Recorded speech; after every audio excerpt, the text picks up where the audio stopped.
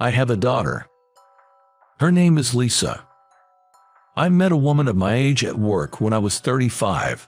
Her name was Emily, and we got married. She was a widow and had a child. She had lost her husband to illness.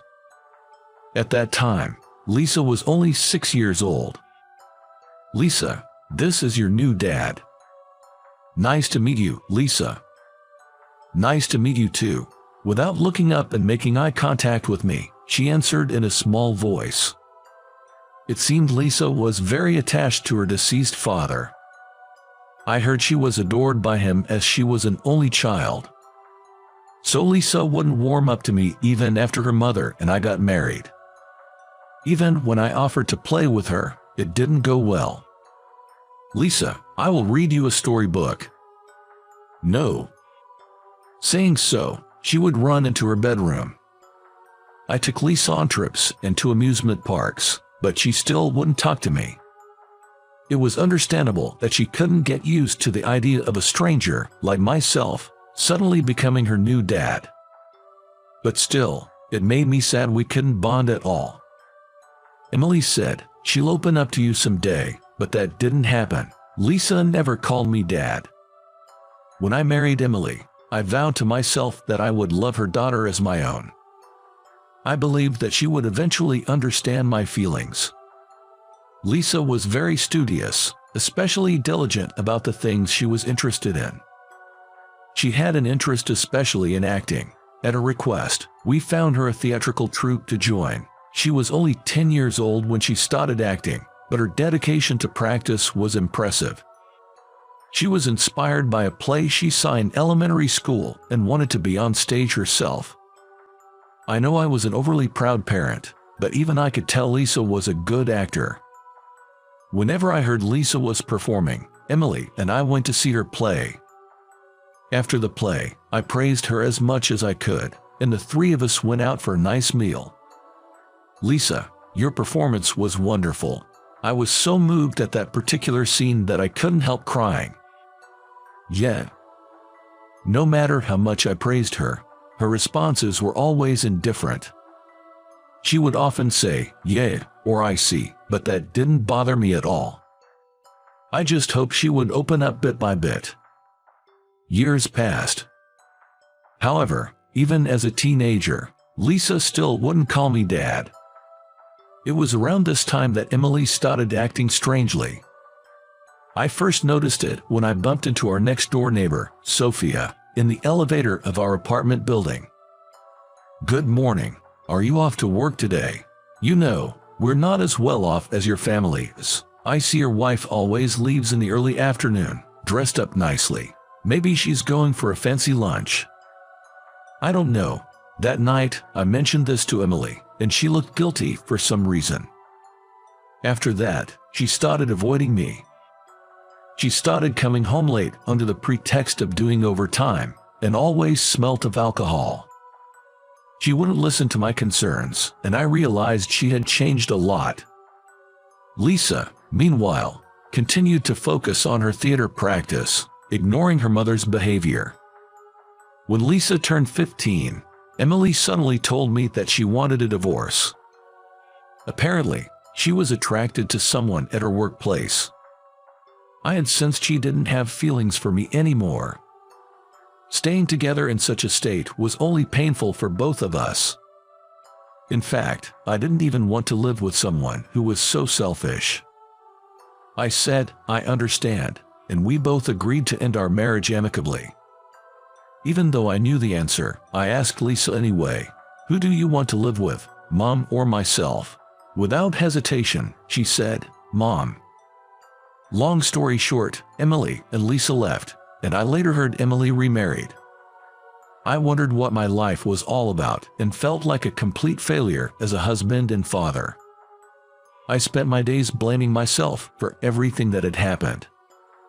But after a year or so, the emotional pain of divorce subsided, and surprisingly I found myself recovering from it. Time was indeed a healer.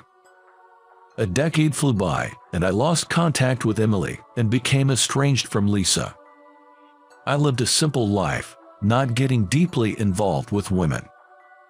Being single wasn't so bad. I consoled myself with such thoughts.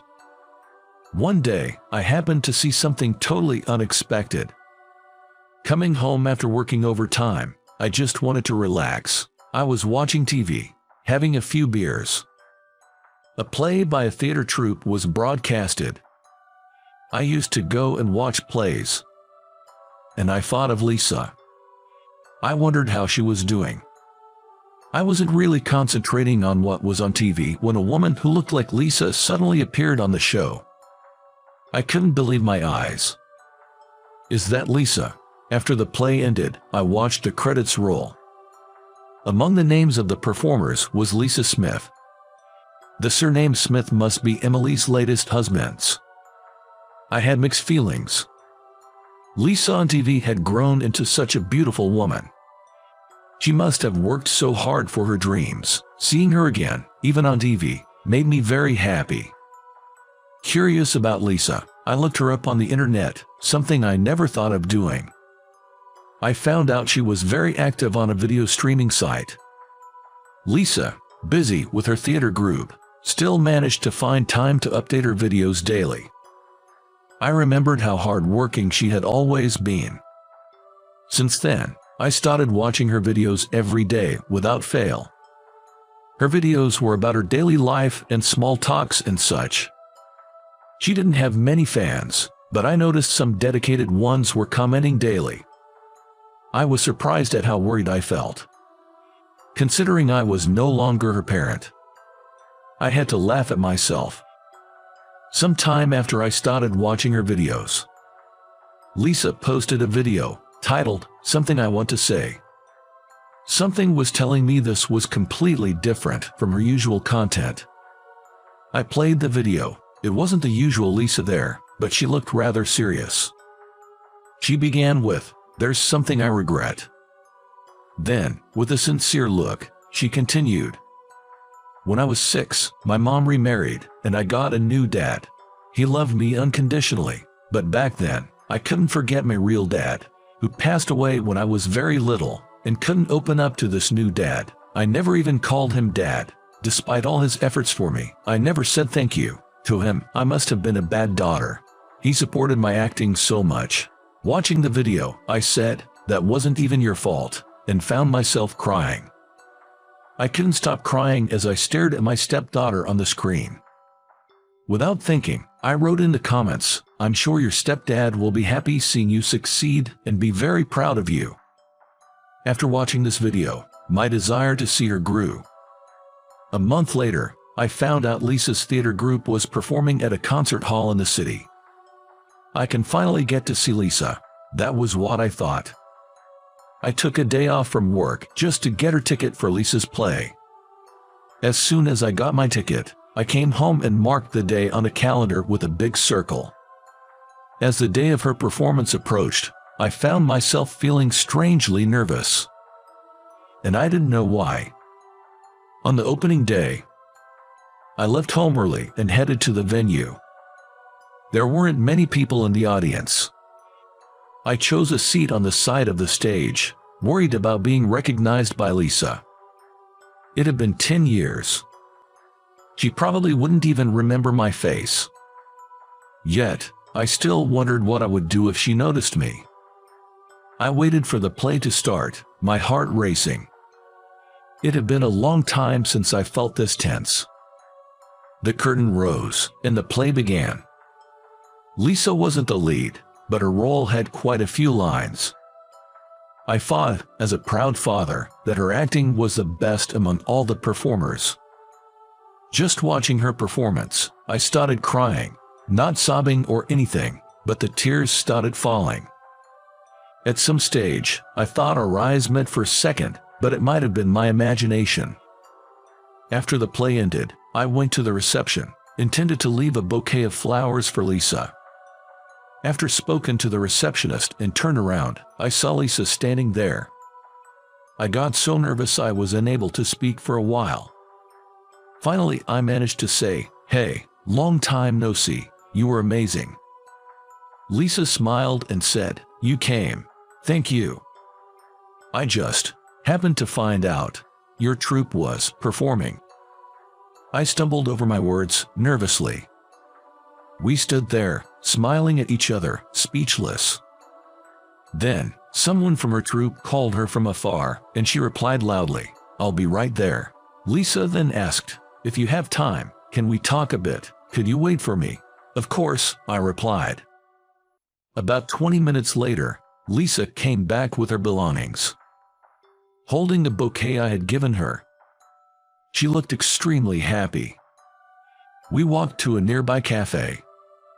After some trivial conversation, as we started to feel more comfortable, Lisa began to speak. Looking down, I grew concerned at her sad expression and asked, "What's wrong?"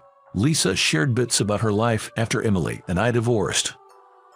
It seemed things didn't go well between her and her new stepfather. Also, after Emily remarried and had a baby son, she focused solely on him, neglected Lisa. Lisa left home as soon as she graduated high school and cut all her ties with her family. It was heartbreaking, and the tears spilled out of my eyes. "Must have been very hard for you. I'm sorry I wasn't there to protect you," Lisa said. "I'm sure I deserved it. Even though you raised me for several years, I never said thank you," she muttered through tears. Hearing this, I said to her, "Don't blame yourself. I was truly happy seeing you succeed. I am very proud of you." I realized I was repeating the same words I wrote in her video comment. Lisa looked surprised, then smiled. "I still think of you as my daughter, Lisa. It doesn't matter to me that we're not biologically related. If you ever need anything, don't hesitate to ask me. I'll do anything I can to help you." For some reason, I felt a bit embarrassed after saying that. Lisa looked delighted and said, "Thank you, Dad." From then on, I've never missed any of her performances. Some time afterwards, Lisa got engaged and introduced her fiancé to me. "Dad, this is Steve. Steve, this is my dad. Nice to meet you." "Nice to meet you too." Steve was a senior member of her troupe and seemed like a fine young man. He said he fell for Lisa, seeing her giving 100% in everything she did. I thought he was truly a right man for her. All three of us started going out for drinks, and it felt as if I suddenly became a father of 2 children. I heard Emily, my ex-wife, was having troubles with her current husband. She was caught having an affair. She brought it on herself, though. "You're my only dad," Lisa said to me, as she handed me my lunch she made. Lisa looked me in the eye and smiled warmly. From now on, I will always want to be there for Lisa, protecting her as a father.